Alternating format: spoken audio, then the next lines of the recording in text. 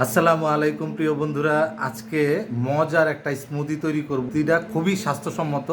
চলুন আমরা রেসিপিটা দেখি। উপকরণগুলো আপনারা স্ক্রিনে দেখতে পাচ্ছেন। এক বাটি চিরা ধুয়ে নিলাম সুন্দর করে, সাথে নিলাম 2টা কলা, একটা আপেল, একটা স্ট্রবেরি, একটা সফেদা এবং 5টা খেজুর।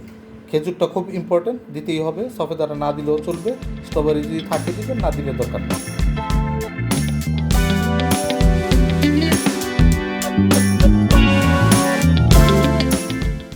তো স্মুদিটা অনেকেই দুধ দিয়ে বানায়, তো আমার বাসায় দই আছে, আমি দই দিয়ে চেষ্টা করছি।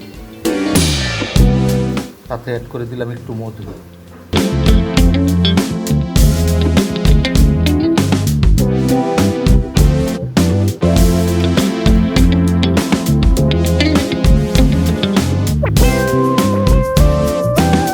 বিসমিল্লাহির রহমানির রহিম। অসাধারণ।